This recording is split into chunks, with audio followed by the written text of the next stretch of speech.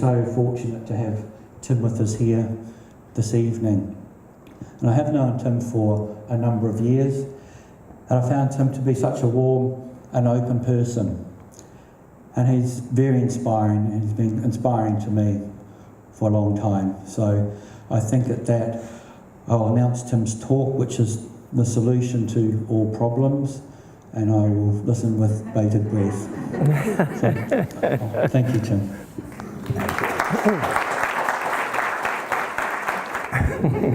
Very good to be here. I sat in awe of this person that Richard was introducing. You hear those things, and quite honestly, it makes me feel so tired. But a lot of different things are happening. I am very happy, of course, to be back here. I should say one of the things that Richard talked about, we did, in fact, sponsor the Dalai Lama when he came to Chicago, and it was a big event.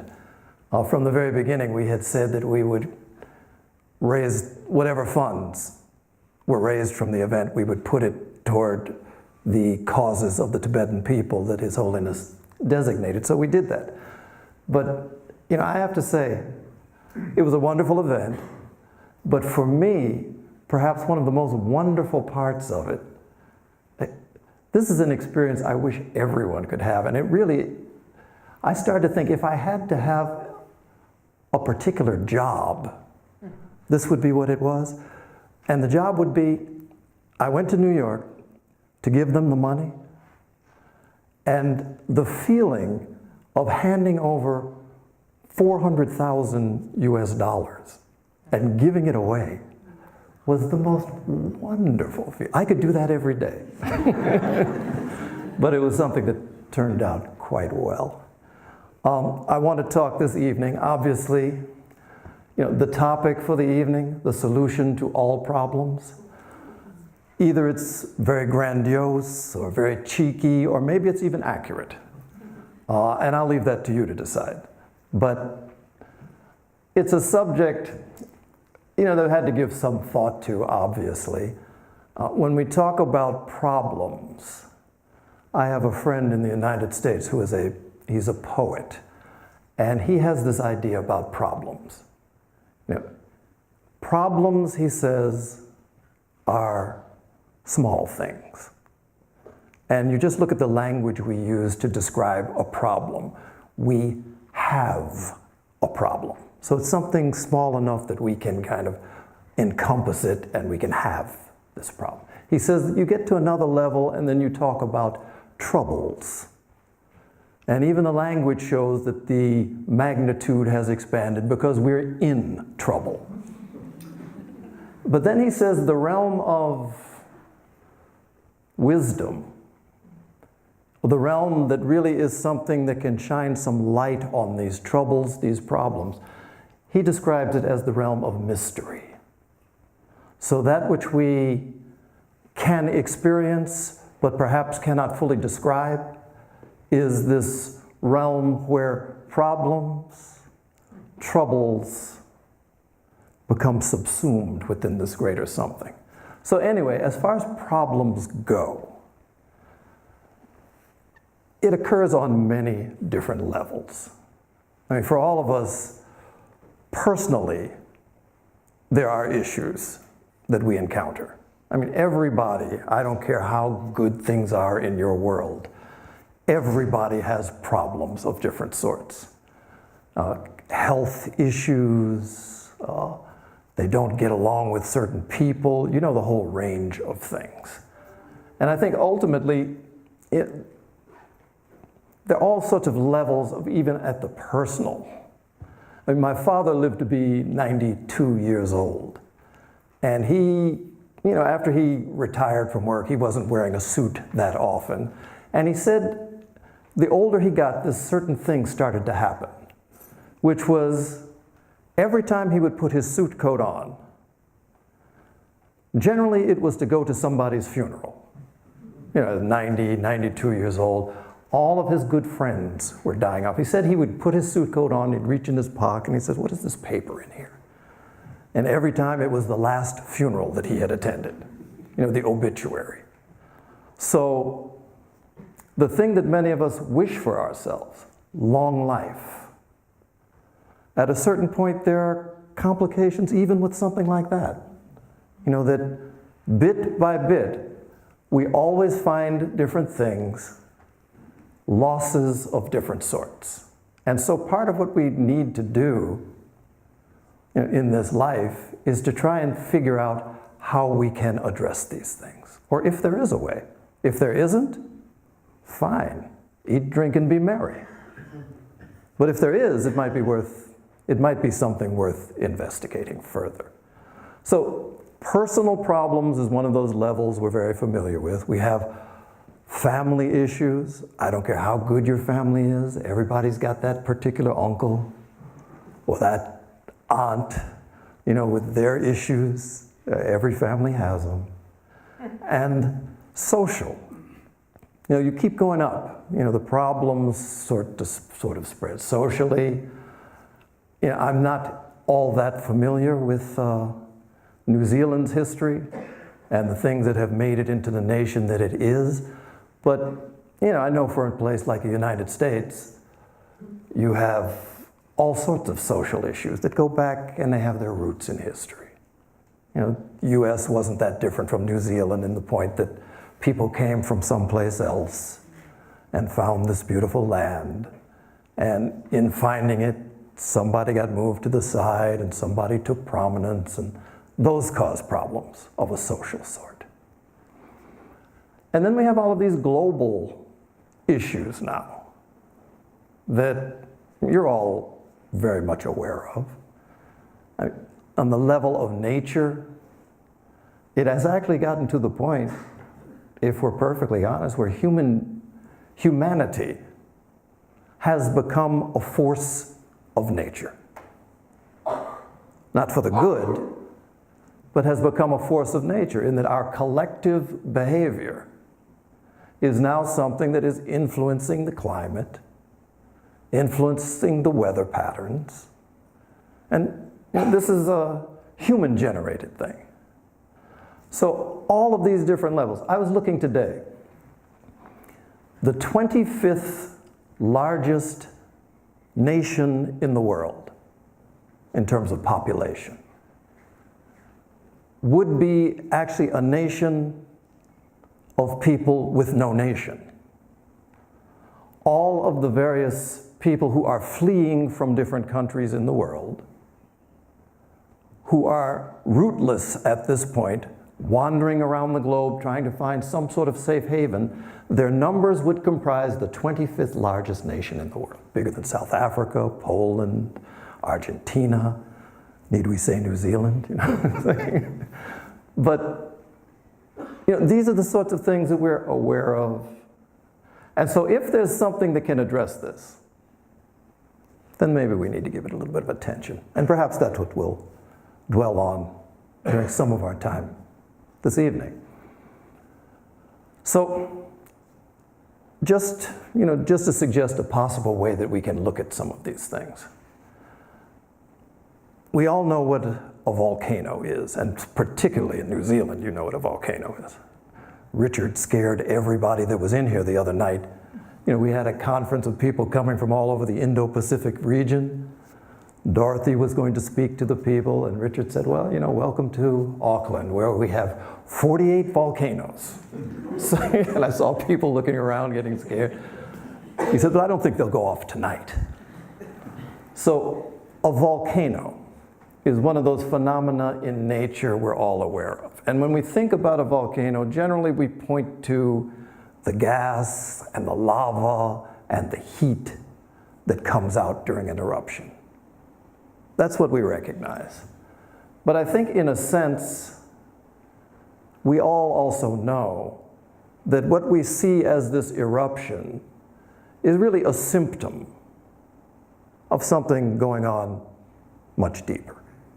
Something that's going on beneath the surface of the earth, where somehow or another the pressure of the earth builds, all of these molten materials gather, and then it's pushed up to the surface.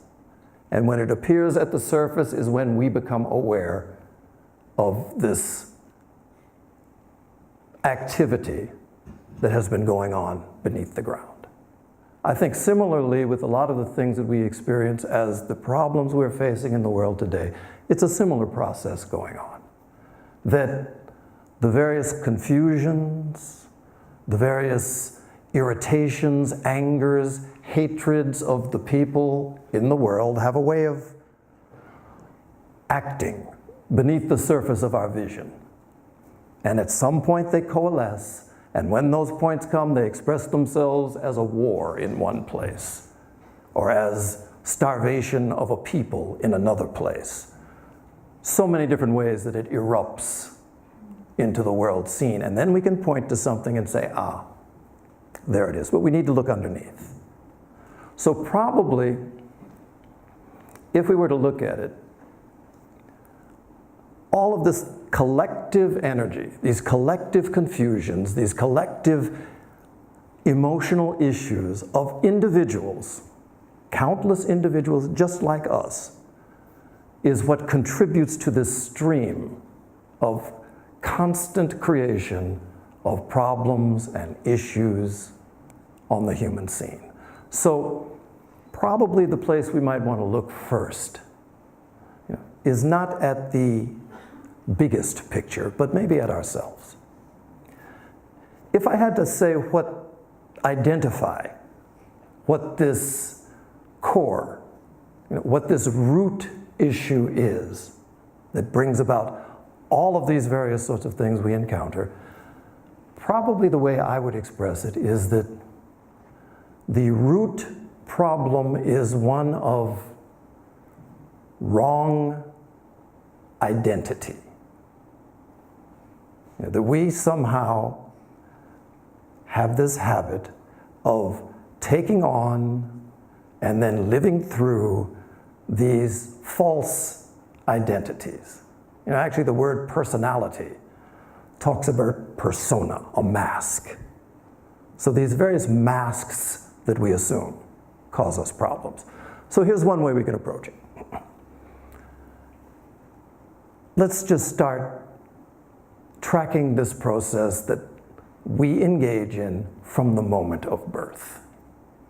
Now, certain assumption that I'll have to ask you to take on. Most of the spiritual traditions in the world have this idea that there is something that pre-exists the body. Often it's spoken of as the soul. So, pretty much regardless of what the religious point of view is or the spiritual point of view, there is this soul that takes on a body at birth or around the time of birth. So the soul is something without a gender. There are not male souls and female souls. It has no nationality.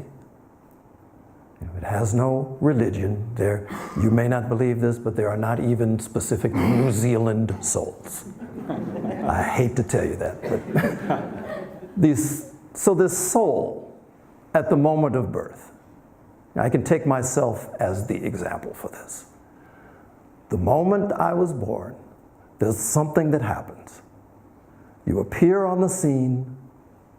Back in the days that I was born, the doctor would take you and smack you one time at least. Somehow I have this buried memory of this doctor, I don't like him to this day if I would ever see him. But they smack you and then you start crying. And then the first thing they do, they examine you and they make it a pronouncement. In my case, the pronouncement was, it's a boy.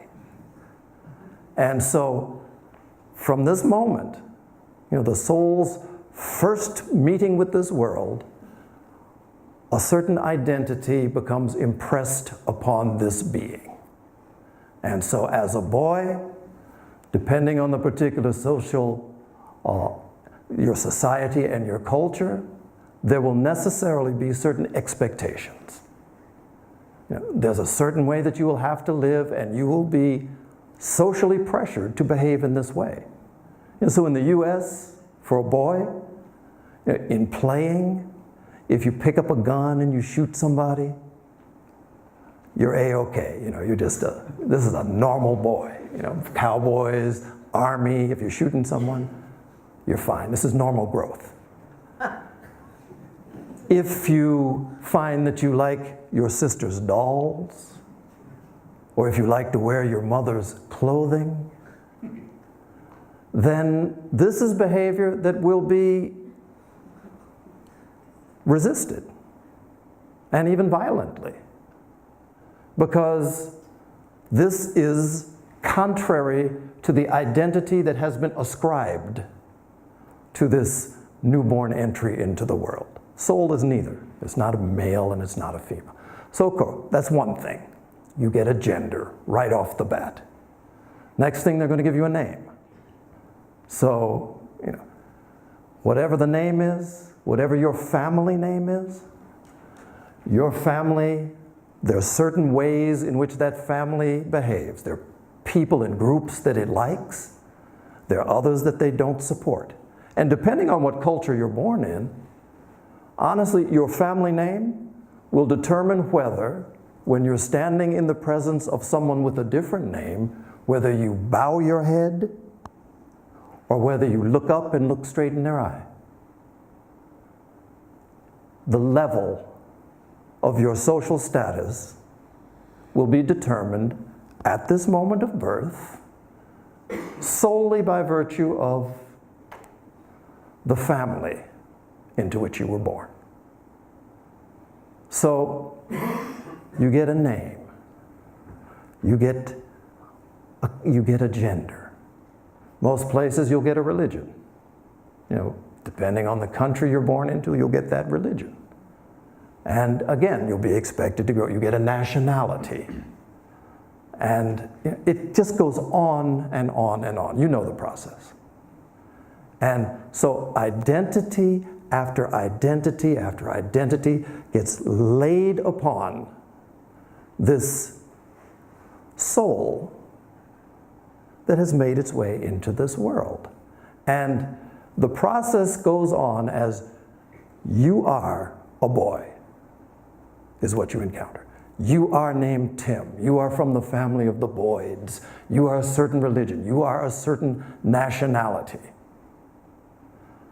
And the process gets to be so intense that we get to the point where we feel completely right and completely justified in going over to another nation with souls born into a different body to go to war against them, because the souls in this nation's body are at war with the souls in that nation's body, and to kill and to die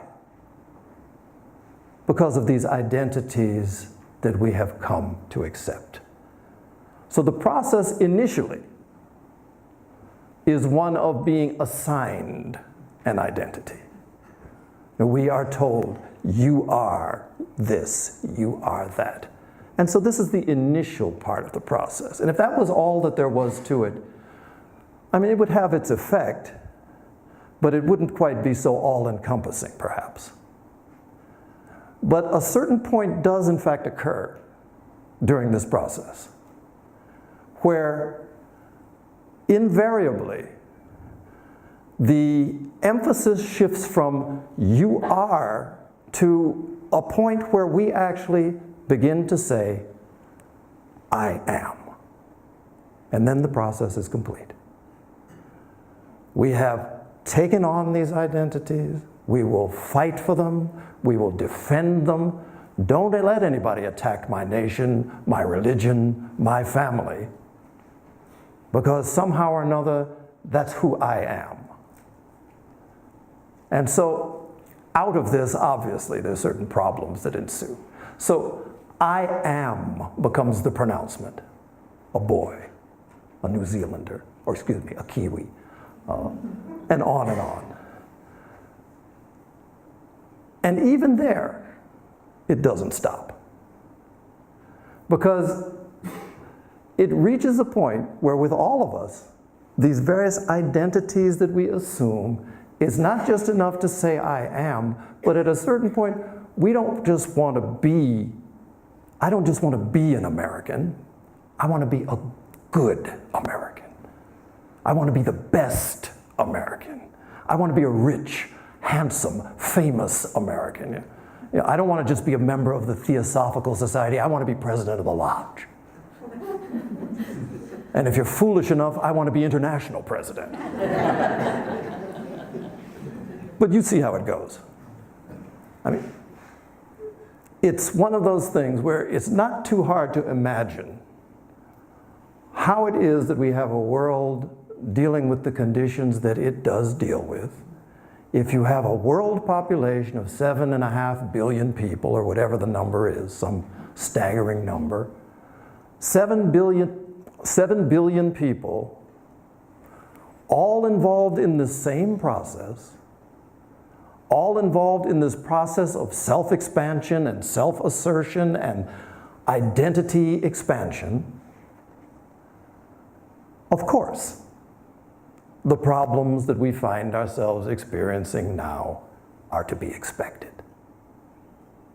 So, in a way, this is a description of a process that has certain necessary outcomes. I mean, if we follow it through, and I encourage you, at the moment you're listening to me talk about this, but what I encourage you to do is, you're going to leave here, think about it for yourself.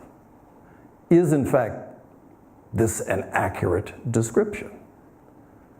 So, if you arrive at the point where you say it is, right, that's nice if it ends there. But obviously, once we accept this overarching view, then we find that, in a way, we're almost in more trouble than we were before, because now what? Now what do I do? Which is the real problem.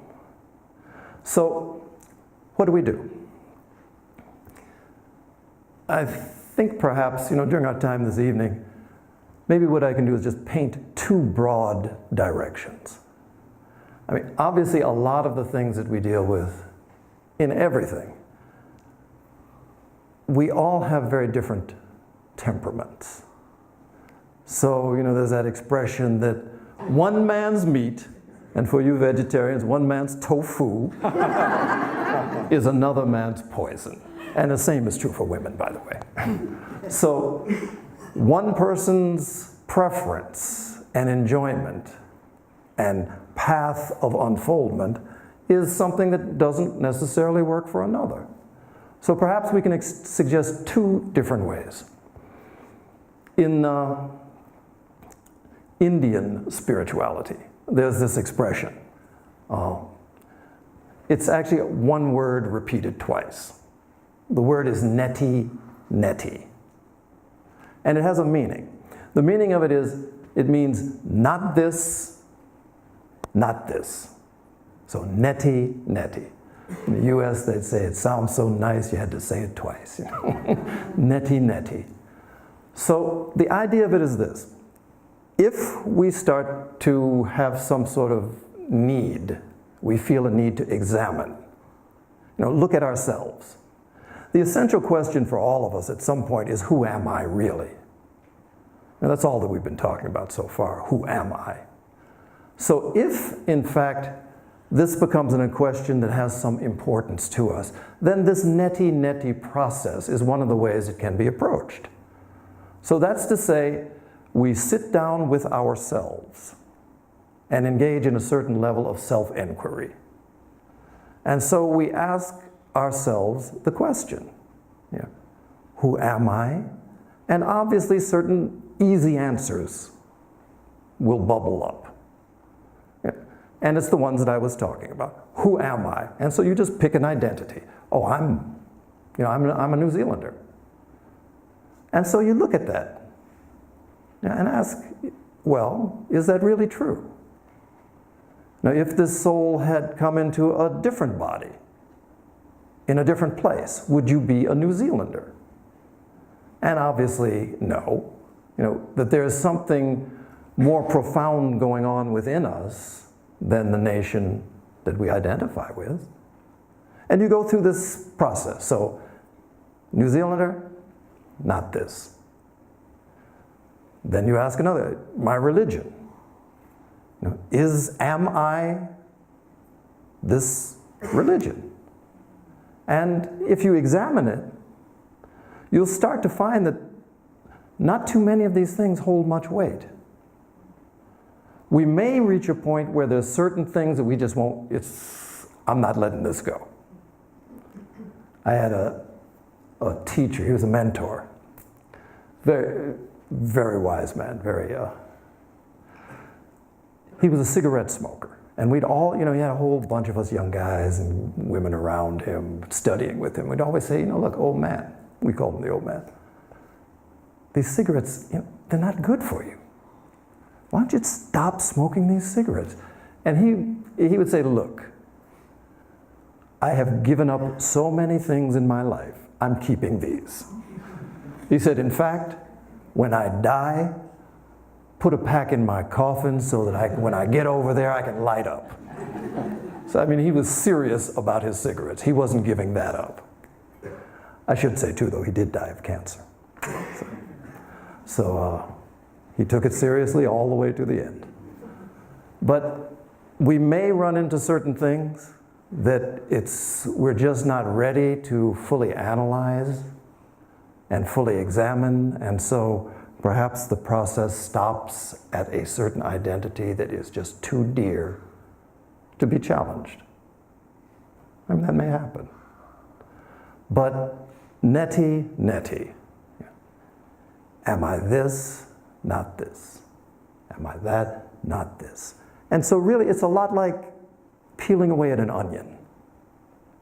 There's layer after layer after layer, and you peel it away, you peel it away, you peel it away. And if you really follow this through to its conclusion, to its end, you will, in fact, you get to that last layer.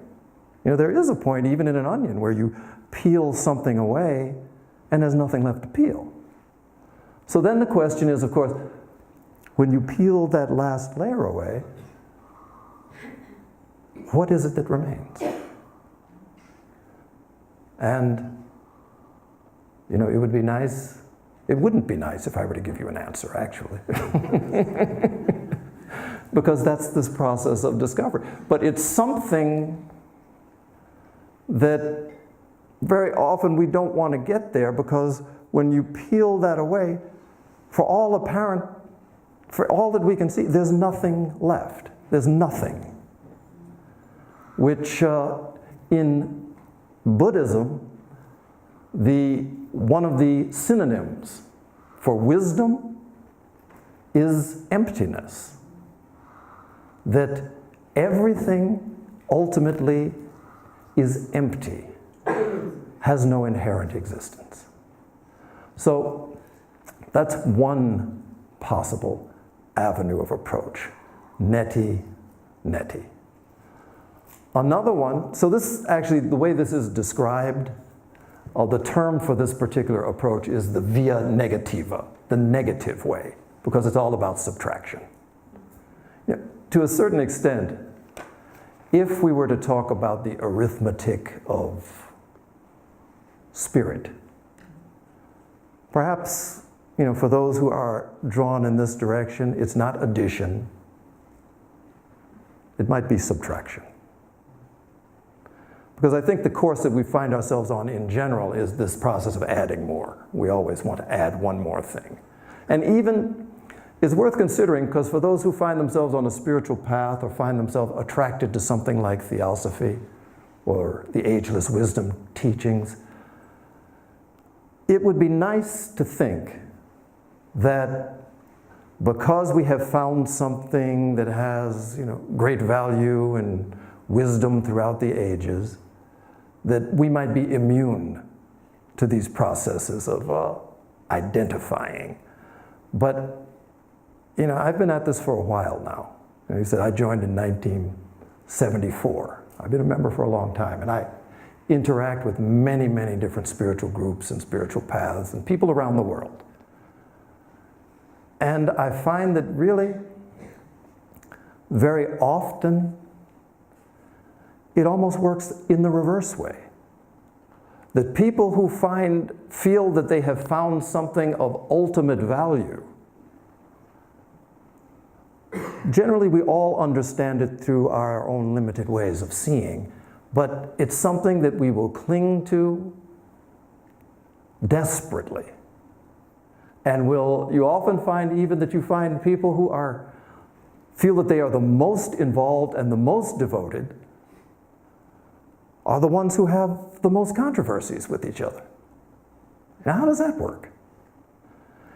Really, if you look at the history of the world, there are a lot of wars going on in the world now, always have been, but now, of course, there's more than ever. Something like 60 wars going on at this moment.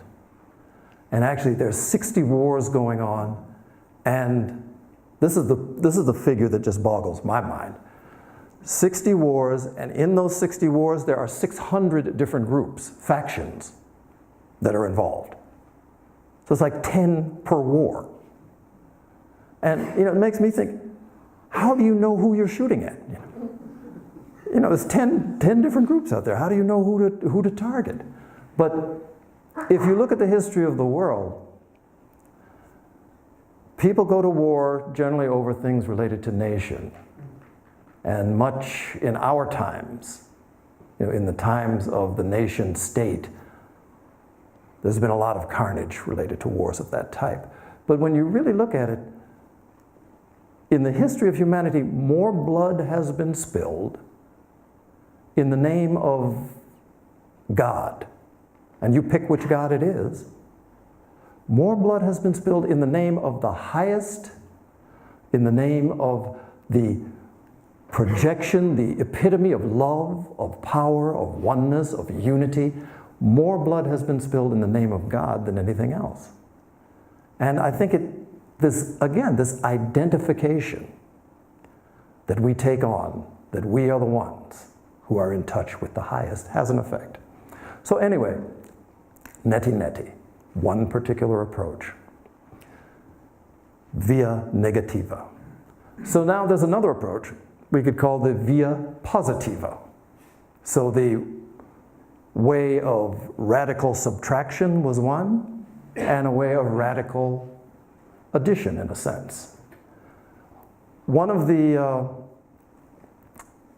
buzzwords, almost, of our time, when we start thinking about spirituality, a word that we hear, whether it's Mother Teresa, whether it's Thich Nhat Hanh, whether it's the Dalai Lama, the word that seems to come out of people's mouth that expresses this idea is this word, compassion. Compassion. No matter who you listen to, the Dalai Lama, he's a wonderful, wonderful man. And I've seen him in front of groups of 10,000, 15,000 people, and his presence fills these halls. I mean, everybody can sit there, and sometimes they will feel as if this man spoke and he was speaking directly to me. This is the sign of someone who's in tune when that happens. He was speaking directly to me. But when you really listen to what the Dalai Lama says, his English isn't that great. And always it's, some variation of compassion. We need to be compassionate. You need to express compassion. You need to work with compassion. But somehow or another, he's a person who in his life and in his presence, when he speaks about it, some other energy comes out. A lot of funny things happen actually around the Dalai Lama. When we had him in Chicago, I got a chance to spend 2 days with him. Wonderful. It was really a wonderful occasion. Because he's the real thing. And so you find yourself when you're in someone's presence like that, you're really watching them. I have to admit, I was trying to be cool about it, but we were having lunch together, and I'm looking to see, how does he eat his soup? Are the noodles jumping up out of the plate and somehow mystically? No, he uses a fork and a spoon. But funny things happen around His Holiness the Dalai Lama. And I can tell you, one of the things, when he was coming to Chicago for this event, we had arranged for a private jet to bring him in. Now that was an amazing story too. But he's getting off the private jet, and it's one of those things where in Tibetan culture there's this very, very strong emphasis on hierarchy. So because I was the president of the Theosophical Society and we were sponsoring the event, when he's getting off the plane, I'm first in line. It was a few people. So it was me, then my wife, then my daughter, then Betty and David, and some few other people who were there. So he gets off, and there's this custom of giving blessing with the scarf. So you have a white scarf, you put it in his hand, he puts it over your head, salutes you, talks to you for a minute, and then moves on to the next one. So we had our little conversation. He did the same thing with my wife. And then my daughter was there. And she was 18. She knew nothing about the Dalai Lama, really. She knew he was famous. And so she was kind of looking forward to meeting somebody famous. And she knew he was famous for something related to spirituality, but she hadn't studied his life. She didn't know about the things he had gone through in Tibet, none of that. So, okay, he comes to my daughter, does the same thing, puts the scarf around her neck, talks to her. Actually, he talked to her for longer than he talked to me, I don't know. But he does that with younger people. He has an attraction to younger people and he talks. So he talked to my daughter, and then he goes on. So after he gets in his motorcade to leave, all of a sudden, my daughter breaks down crying. Just crying. And so I put my arm around her, I said, Angelique, what's going on? Why are you crying? And so this is what she said. She said, Dad, when His Holiness came, when he looked into my eyes, I felt so strong. That was it. What he communicated through his presence was such that she felt some sort of strength come into her that moved her so deeply she was crying. So, and that's just one thing that happened around him, and I saw that. But this is the sort of idea. When he talks about compassion, his life, his practice has been toward the cultivation of this thing that spreads itself. And so, what is compassion would be something that would be worth our time to maybe consider. In Buddhism, there's a very specific definition. I think it's a little bit limited, but it's a good place to start. Because in Buddhism, compassion is the desire to relieve the suffering of other beings. So when we are compassionate, we are active in this process of attempting to relieve the suffering of other beings. So that's one level. But it's more than an action. In the Theosophical writing, in The Voice of the Silence, there is this quote that anybody who's been involved in study of Theosophy for 5 days or longer has probably run across this quote 6 or 8 times from different people. The quote is this: compassion is no attribute. It is the law of laws. That's the kind of look I had when I first heard it. It's like, okay, this is something that sounds deep, but why? What is it that's deep about this thing? Law of laws. Okay, so then the way my head works, what are some laws that I'm aware of that are pretty expansive? Well, gravity, that's everywhere in the universe. And compassion exceeds gravity. Law of karma, everywhere. Compassion exceeds this law of karma. What is it about this compassion that has the capacity to be described as the law of laws? And so that's something that I've wrestled with for years. So here's what I come on. Here's my take on it. If we just think about a compassionate act, pretty much everybody has some concept of when they are behaving in a way that is relieving the suffering of another. We do it with our pets, we do it with our family. So, everybody who has a child or something that they love, when that one is suffering, you do something to help them. I mean, one way or another, the kind of focus that is our norm, which is focus on ourself and our needs, extends. And in this extending process, our center includes another. And so, basically what you see is that this extension is part of this act of compassion.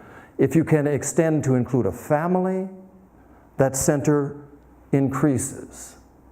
Some people, they can even be so loving and compassionate toward their nation that they'd give their life for the benefit of a nation. Patriots are what they're called. So this extension of our center. So compassion as the law of laws. When we think about the people in history, the ones we would describe as really great ones, every religion has one. Jesus, the Krishnas, the Buddhas. What is it that made them great? And I think in every single case, what you find is that the norm of this isolated, self-cherishing center is something that you don't find in them. Their center expands to include all, without limitation. And that's the source of what we describe as their greatness. So, compassion as the law of laws is, in a sense, compassion in this logical extreme is really the law of oneness, non-divisibility, unity. So this process of cultivation of what really is a natural tendency in everybody to be compassionate is this extending process. This is this via positiva. You can peel the layers in the neti-neti, or you can expand the center. And I'll give you an example of how this process works. Because I spent a lot of time in India,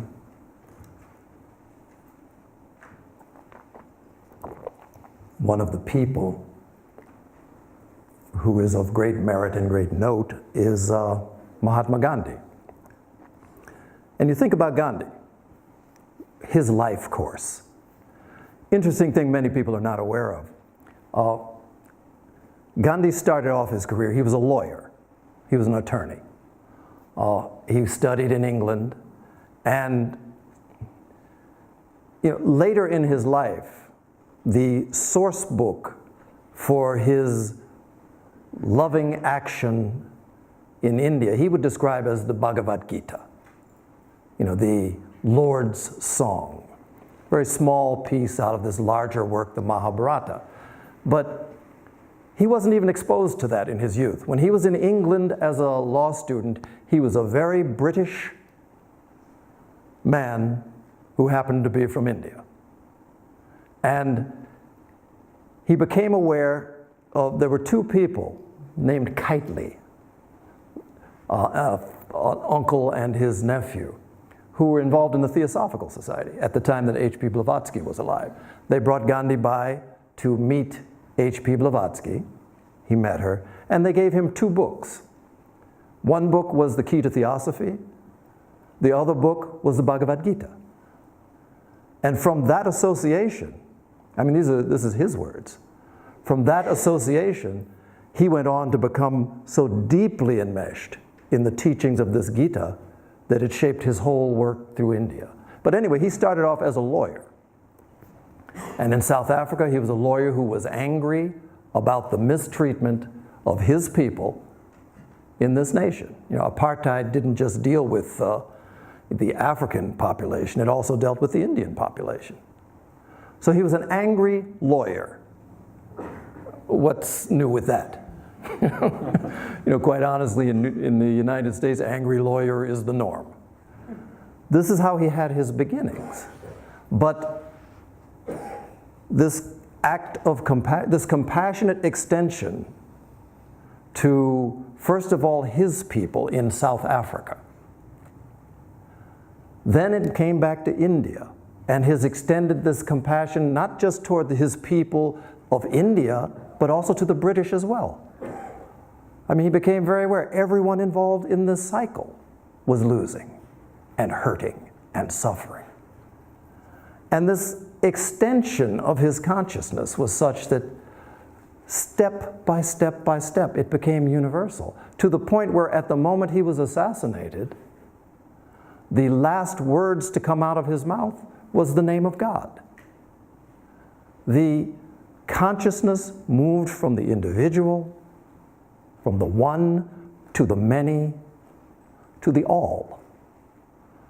So for me, I look at something like that and say, if this is something that is possible for someone who began as an angry lawyer, divorced from his own community, largely in terms of his education, it's possible for me.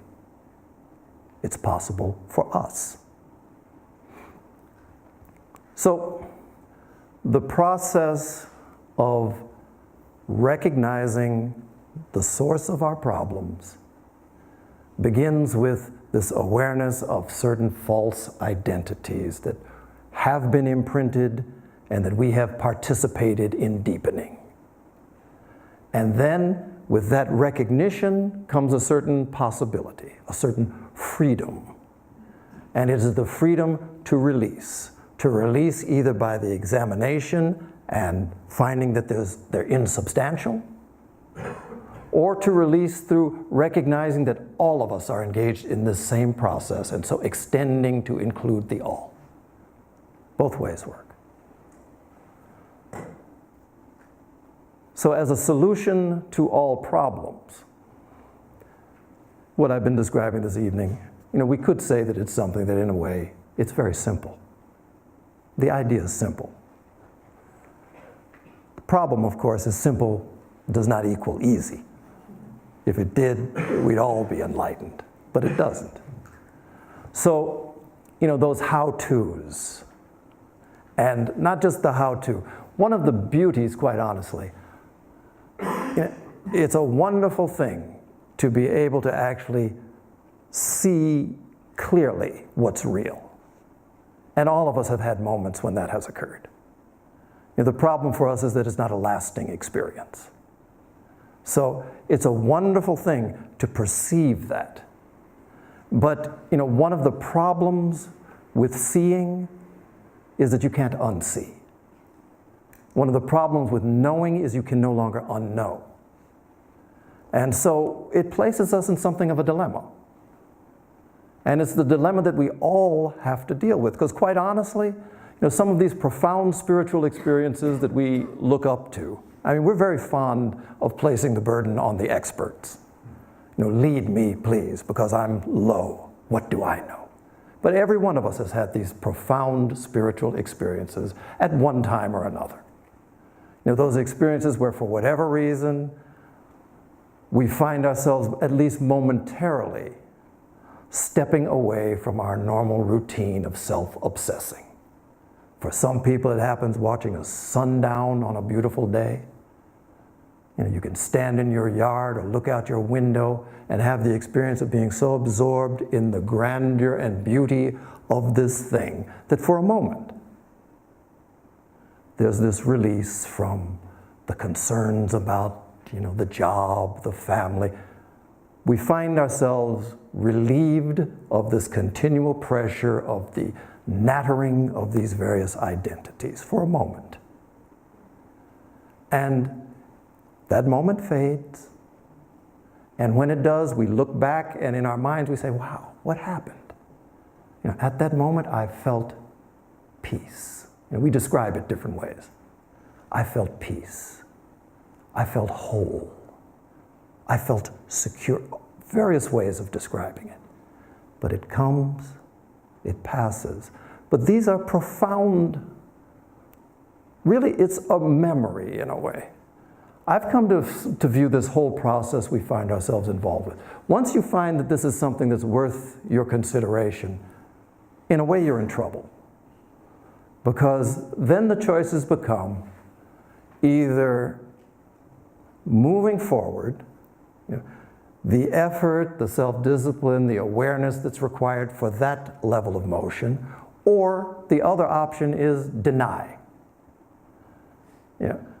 Invalidate your own experience, deny it as something that is meaningful, and reason it away. And that has a lot of problems too. I mean, there's a lot of psychological baggage that comes with that. So we find ourselves in this position, but then the difficulty often is, having had this sort of awareness to come upon us, now what do I do? Who do I even talk to about this? Do I talk to my parents? If you're lucky, you may have a family where that's possible. If you're lucky. Most of us aren't. Where are the people that can resonate with this level of experience? Or where is the person that I can talk to that understands and can embrace the fullness of it? And that's something that's become a little bit more, in the West it's gotten to be a little bit tricky. In the East too, quite honestly. Because there are 1,000 people out here shouting about their knowledge and their depth and their spiritual experience. I had a teacher who used to say, you watch it for yourself. You'll find that an empty wagon, when it's going down the street, makes a lot of noise. Every bump it hits, it rattles and you can hear it. But when when a wagon is filled with a heavy load and it's got something inside of it, it runs quiet. So it becomes a process, but one of the things that is quite significant, at least my understanding, what I'm coming to be aware of, in the world today, obviously, when we look at the news, it's enough to get depressed for most people, what they call the news.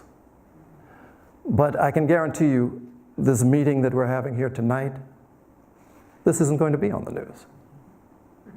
And things just like this are going on every moment, everywhere in the world today. People are coming together of consciousness. People who have had genuine experience. And there is a certain power that comes in this coming together. That's not the same, it's not even like 1 + 1 = 2. There's a biblical expression for this that finds its way throughout the religions of the world, but it's a spiritual idea that you think about for yourself. It said, where 2 or more are gathered, in the Bible it says, in my name. So where 2 or more gather together in the name of anything, honestly. I mean, actually it can work for ill as well as for good. But where 2 or more are gathered in the name of some opening to a more profound understanding. From that particular quote, there I am in the midst of them. So moments like this, where we find ourselves together, very often something occurs, quite honestly. We sit, for our various reasons we come. We come to see, who's this guy who's come from out of town. We come because, my friend Joey's going to be here. We come because they have good food, it's warm there, whatever it is. Variety of reasons. But very often it does in fact occur that during the course of our time together, something happens. And when that something happens, we are aware of it, perhaps not to describe it, but oftentimes there is a moment that occurs where for whatever reason we find ourselves in harmony. And when that moment occurs, the inner experience is one of expansion. Somehow or another, we recognize it because we feel somehow enlarged.